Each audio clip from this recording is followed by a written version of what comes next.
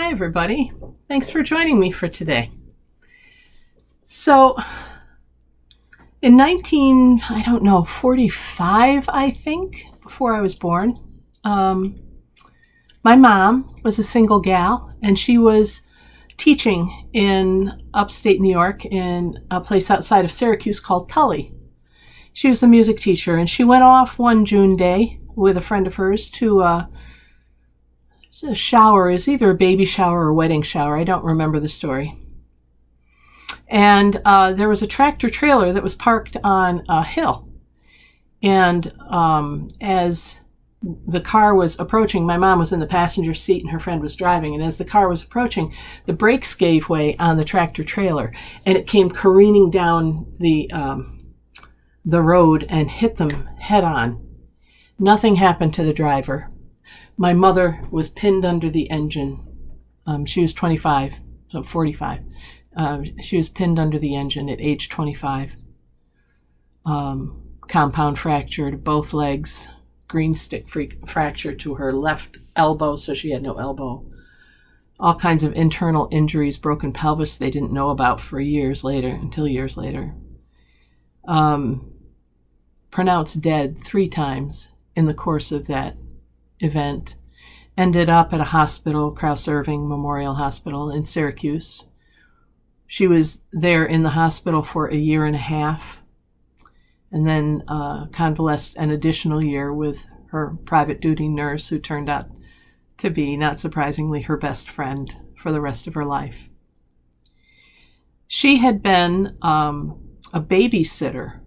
My father was married and was several years older than my mom, 13 years older, and so he had been her teacher in school.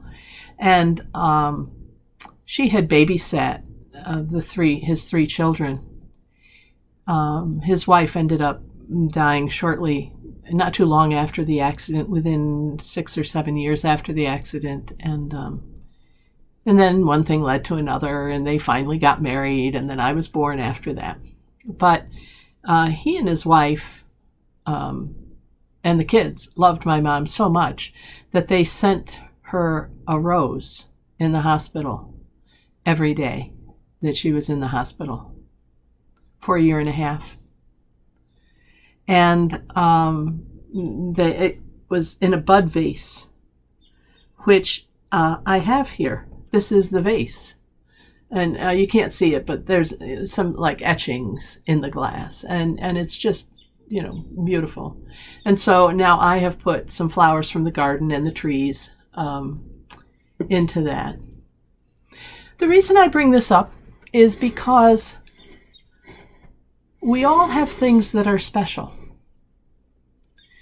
Things that mean a little bit more to us than other things. I don't get this vase out very often, and when I do, I'm pretty darn careful of it, because, that was before I was even born. And there we go. Feel better with it back there so I don't knock it over. The care and the family love that family had for the woman who would become my mother was in that vase.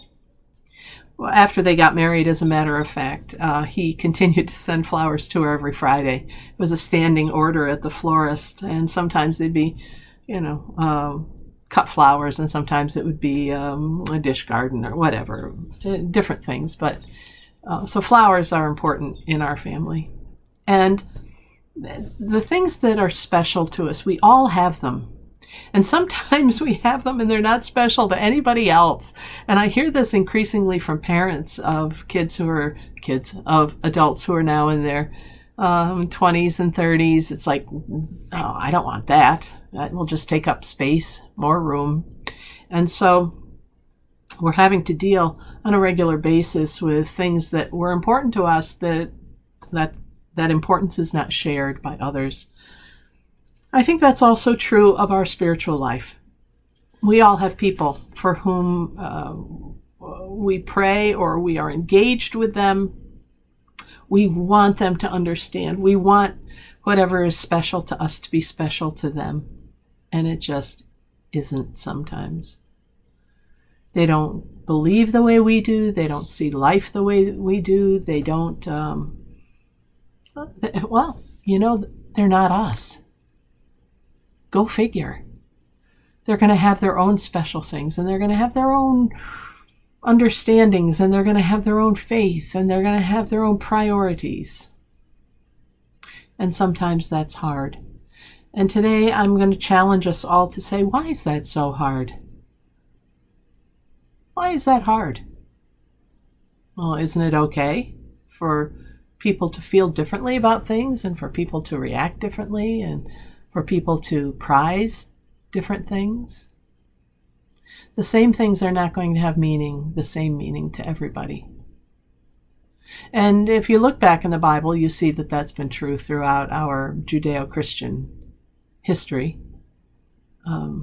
That's why we keep getting it messed up, We go along, we're really close to God, and then, we forget about that and we go our own way because something else is more important.